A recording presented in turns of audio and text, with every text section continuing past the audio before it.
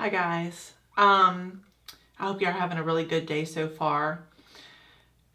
Today's video, I wanted to get on here basically to video journal because I feel like the last time that I did the vlog and I talked through kind of my problems, in a way it helped me resolve some things. And since that's happened, since I filmed that video, was like 2 weeks ago, I think, I've had some regressions. I've had some issues, not health-wise, but anxiety-wise. So last night was probably my worst night in a really, really long time, maybe even ever. So I kind of feel like getting on here and verbalizing how I feel out loud, whether or not this is going to go up on YouTube or not, may help. And it might help me, it might help you. And I just want to say before I get started that I understand that this is not content that is choice on my channel. I mentioned that last time. This is not where I even envisioned my channel going. And the feedback that I got on the last video was so overwhelmingly positive that I almost feel like it will do us some good. So just know that whatever I'm going through, and also whatever you're going through coordinatingly, will pass. And I know that I will get through this. It sucks going through it. You know, I'm kind of like in the trenches at the moment. But I do know that eventually I will be back to my former self, my bad, naughty, mischievous self. Even if she feels like she's very, very far away right now. And I had talked to y'all, I had mentioned that I had some techniques that were helping, some videos that were helping. YouTube has been amazing when it comes to information because a lot of the things when I first started having anxiety were not available online. It was kind of a hush-hush situation. Nobody really talked about anxiety. And I think a misconception about anxiety is that it's a mental health issue or it's a mental illness. And I would almost at least partially disagree with that because anxiety is a very normal emotion. We all go through it in some form or another.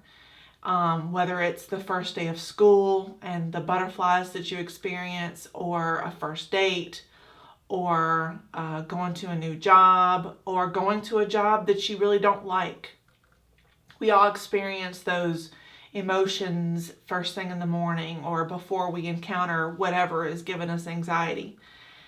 And what happens in our brains is, I think, just doing some research on YouTube, is that we start to associate feelings with a situation.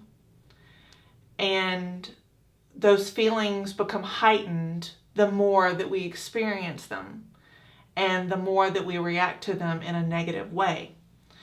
And so anxiety kind of exemplifies itself, it magnifies itself, it grows and grows and grows until we form a problem. And we all go through it. Everybody on earth goes through a level of anxiety, whether it's throughout your normal day-to-day life, or if it comes and goes here and there, or even if you're just going to the grocery store and you see somebody that you knew from high school.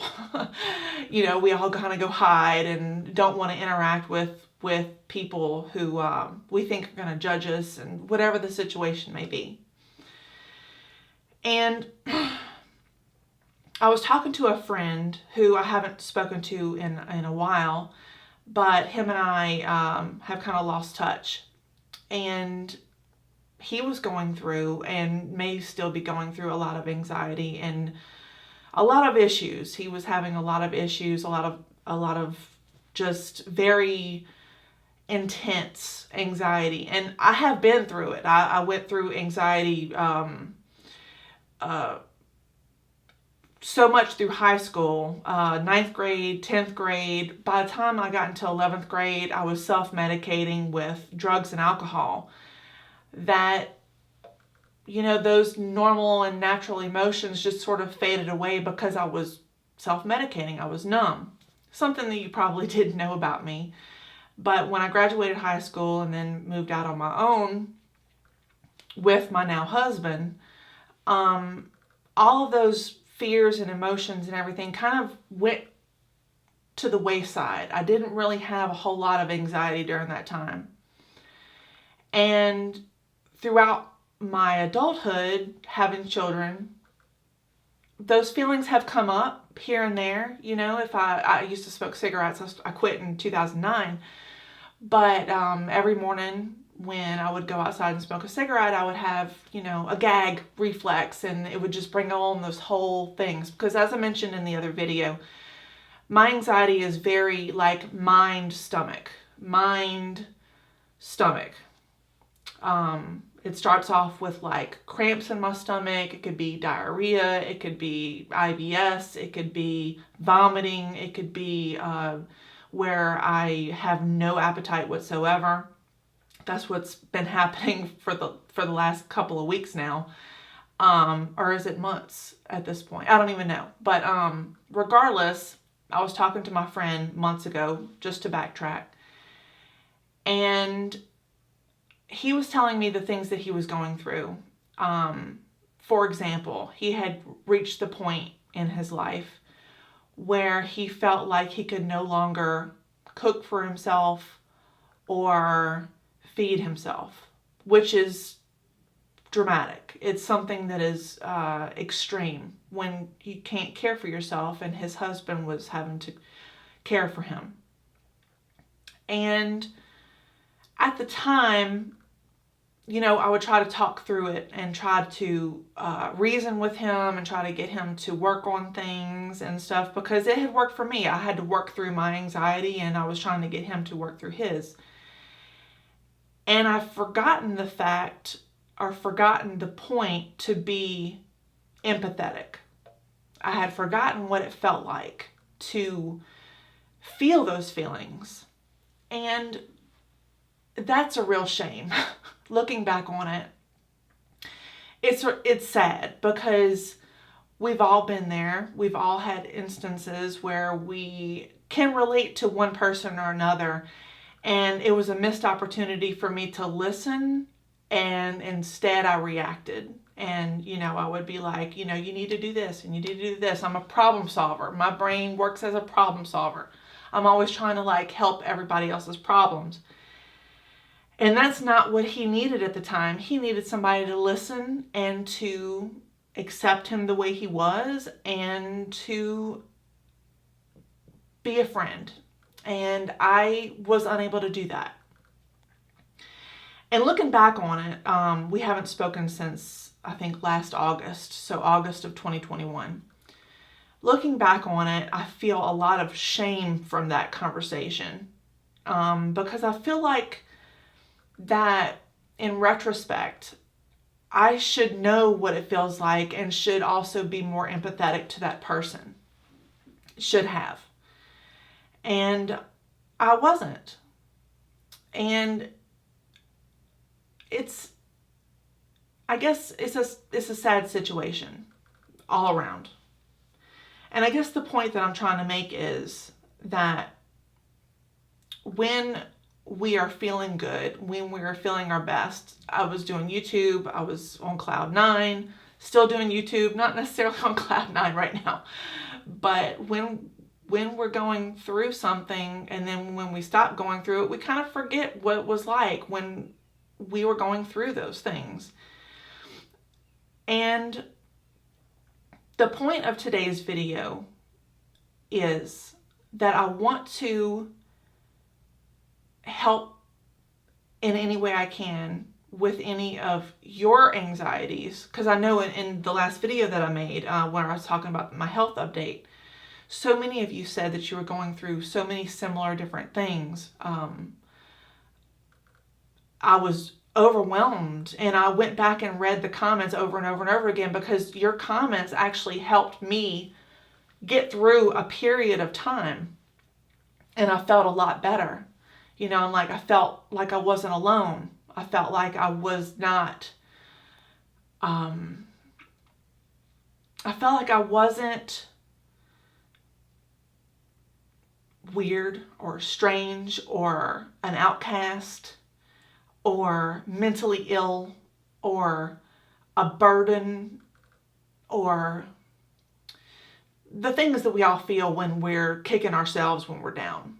Because us as women, I can't speak for men, but I know that women are strong beings, and we take on a lot of stress from ourselves and pressures from ourselves, and also pressures from other people to rise above and be the best version of ourselves that we can be for other people. It's not always for ourselves, but it's also for other people, for our parents, for our spouses, for our children, for our siblings, for our grandparents, for our friends.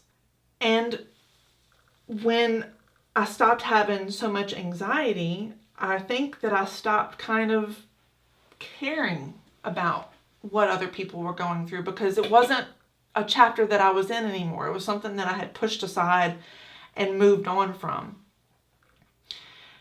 And now looking back on that, I realized that I never did move on from it.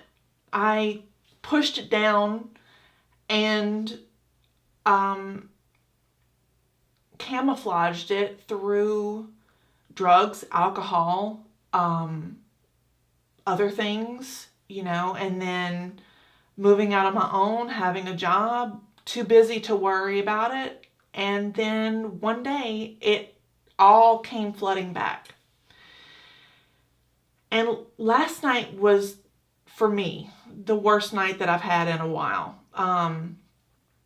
I didn't sleep at all. I was really tired because I had woken up at 6 the day before. And I had a really good day yesterday. I woke up, I did gag. So I went outside. I'm trying to make a point every single day to go outside and just listen to the sounds, you know, listen to a car pass, or listen to the birds, listen to ducks and anything that I could hear, crickets, frogs, whatever is out there in nature. Just kind of quietly focus on those things, and also give myself permission to throw up if I need to, which is counterintuitive, I think. But it's quiet. There's nobody outside. My husband won't hear me, and he won't know what I'm doing. So basically, I'm hiding my symptoms. And so that happened yesterday morning. I went outside. I did my gagging. I didn't really throw up. It was just maybe just a little bit. But after that, I felt good, and I took on the day. I edited my Venus video that you may or may not have seen yet. I don't know when this video is going to go up, if it even does. But I had a really good day. And then as the afternoon progressed, and I went and visited my parents, and my youngest and oldest daughter was there, and she's graduating in just a couple of days. And she was talking about her senior trip. She was talking about she's going to Florida with some friends, and then when she comes back, she's going to go to Wisconsin with another group of friends. And I was thinking to myself, I was worrying about money. I was worrying about how I'm going to afford basically 2 senior trips. And, you know, she was like saying that she really wanted to go to Wisconsin because her friend CJ has family there. So they were going to go stay with his family, and she was going to help with gas money, which is a whole other can of worms because gas prices are a little high.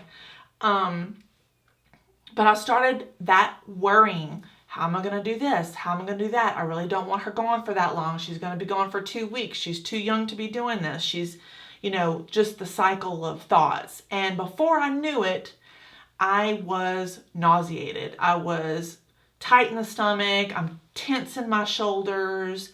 Had this crazy looking stare like, I'm the mom from Stranger Things.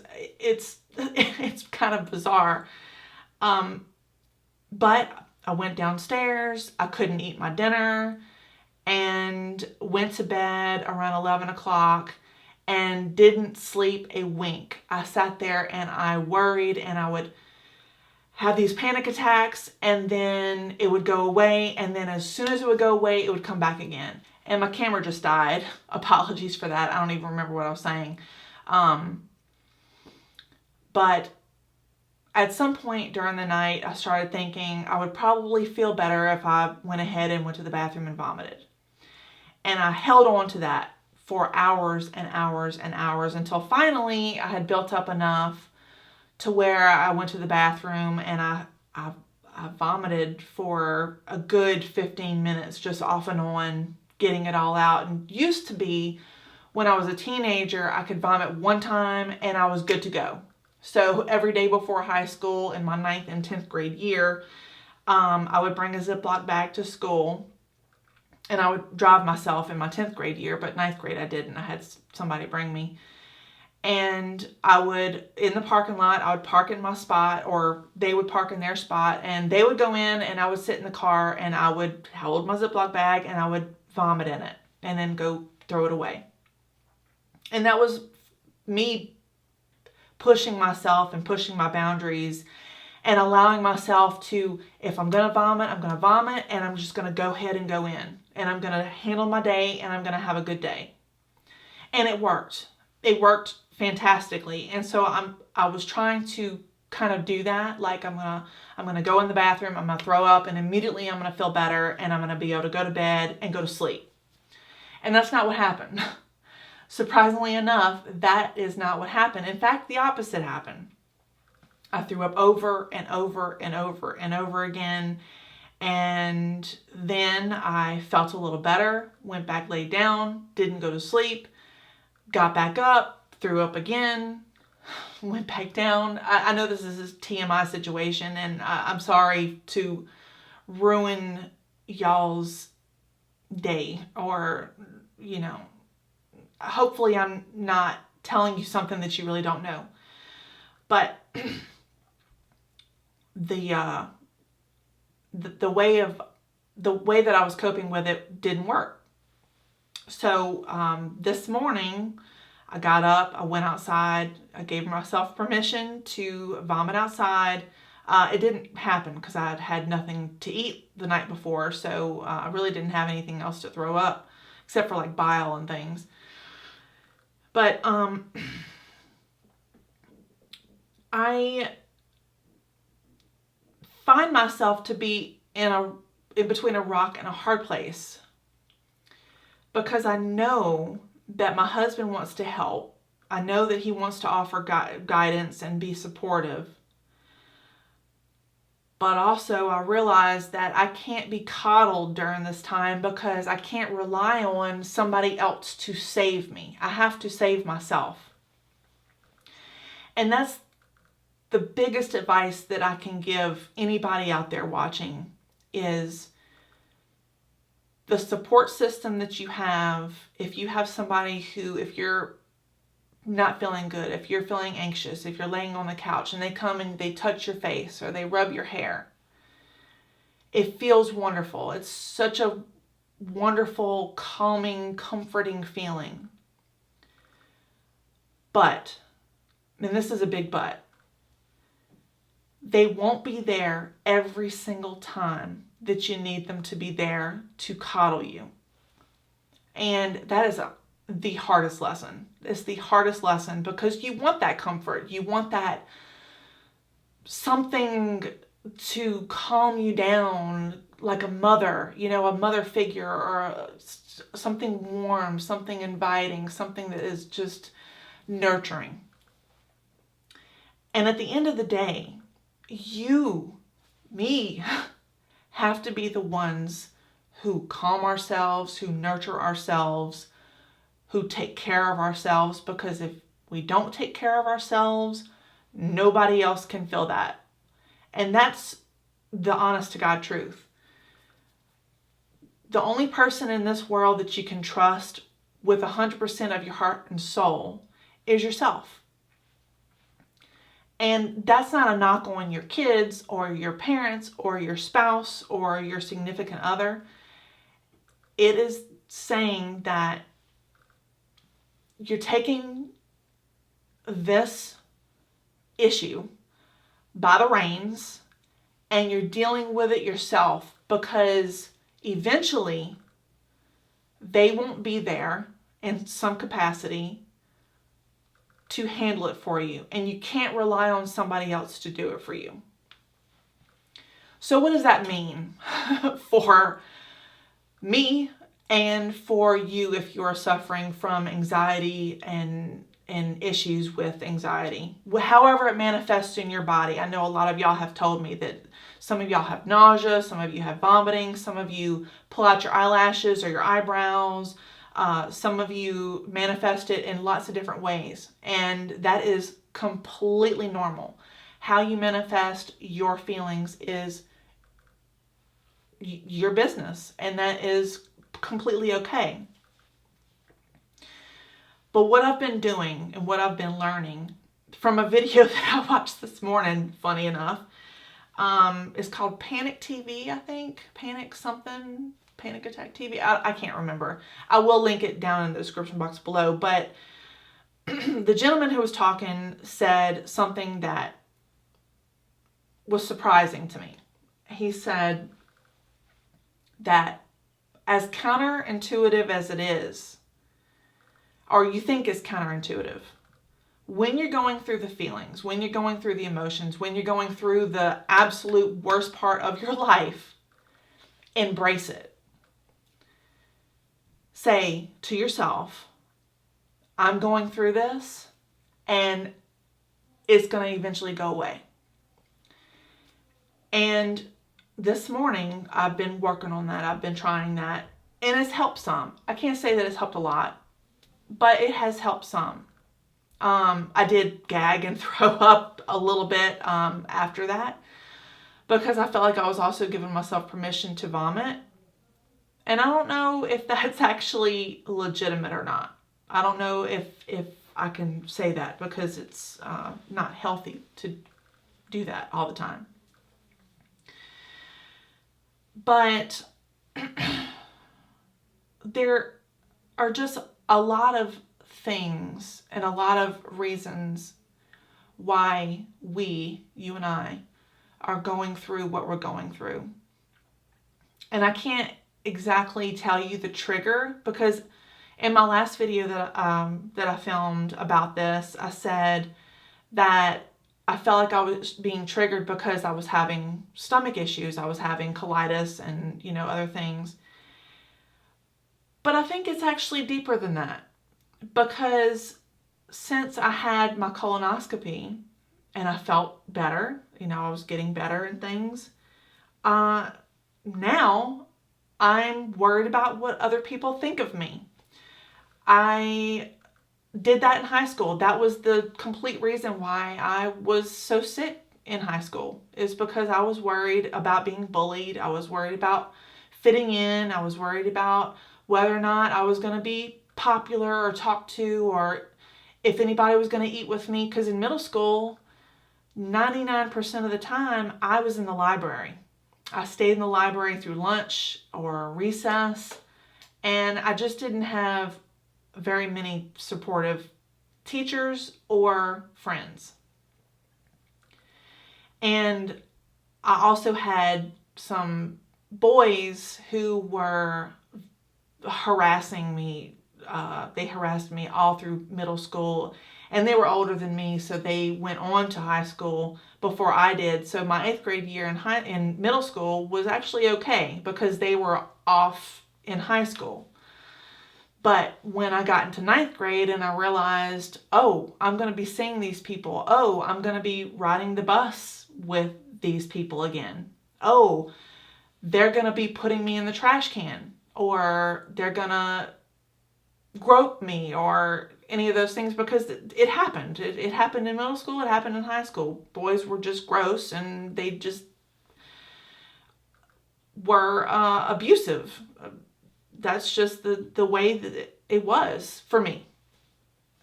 So I worried a lot about what was going to happen to me in the day-to-day life in high school. And now, as I get older, I realize that I'm also worried about what people think of me.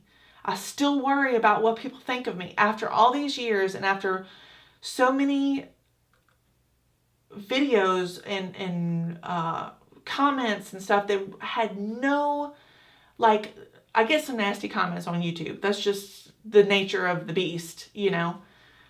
But I never cared. Never cared. If somebody says, "Oh, you're fat," and this, and this, and this, and this. You're ugly. You look like Nicolas Cage. I never cared. I never cared. And to some extent, I still don't care about those. But in my real life, in my inner circle, you know, I have my husband and my kids and my parents and my mother-in-law. I care very much about what they think of me. I want to be there for them in their time of need. And if I'm not okay, then who's going to take on that responsibility? Another thing that I've been worried about is my husband.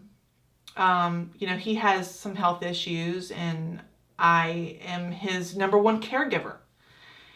And who's going to take care of him if I can't take care of myself? This is the things that I think about. Or is he going to get tired of me complaining? Is what I'm going through going to get old? Is he going to fall out of love with me? Is he going to judge me? Is he going to think that I'm weird? Is he going to think that this is not what he signed up for after 22 years of marriage? Are all those things going to play into account and be our demise? Is he going to say something that triggers me? And the answer to those things is, I don't know. And I need to let go of control of that, because I can't control how he feels. I can't control his emotions. I can't control how he reacts to things. That's for sure. But I can control how I react to things. Maybe. Sort of. So, I don't know. I guess I wanted to make this video, one, as a way to connect with y'all who are dealing with the same problems that I'm dealing with at the same time or in the past. Excuse me. And also to help myself verbalize my own issues. So I guess the point that I'm trying to make is that I will get through it. I'm going to persevere. I'm going to push through. And every single day I'm going to be training myself in one way or the other to not freak out, to not vomit, to not panic, to not have knots in my stomach, to eat. It's been a little touch and go. I'm down 33 pounds. So, you know, that's that. But the point that I'm trying to make is, over and over again, is that I'm going to get through it. You're going to get through it. We're all going to get through this. If the news would shut up about all the current affairs going on, it might be a little bit better. But one thing that I keep on saying to myself that I think that something that I need, is kindness. I just want people to be kind to one another. For me to be kind to you, for you to be kind to me. And when we experience kindness to one another, we are a little bit more forgiving of ourselves. We don't take ourselves nearly as seriously, and we allow ourselves to relax, because when people are mean to us, we tense up and we think it's our problem. And in retrospect, it's never our problem. It's usually their problem. So, yeah, that's all I'm going to say today about that. If you're seeing this and you'd like to comment, I would love for you to write down or type down in the comment section what helps you. What helps you get through the day? If you have anxiety or not, if you're just having a really shitty day, what helps you get through the day? If you do have anxiety to the point of, it being an issue for you, what gets you through it? Because the comments are where it's at in my videos. The comments are so helpful, and people experience things in so many different ways, and it really puts things into perspective in our own lives. Whether we've had abuses in our lives, sexual abuse, emotional abuse, physical abuse. I've experienced one of those when I was a child, that I do think had attributed to a lot of my problems in my adult life. But I would love to know what y'all have to say about it, because we're a team here. We're a good community, and so many of us are going through issues that I think it's nice to put our heads on each other's shoulders from time to time. So, thank y'all so much for watching if I have uploaded this video. And yeah, I'll be seeing y'all soon. Hopefully, I have a script that I'm going to be reading in just a minute. So hopefully you'll be watching that video very soon and you'll be delighted. So thank y'all again, and I love y'all. I appreciate y'all, and I'll be seeing you soon. Bye.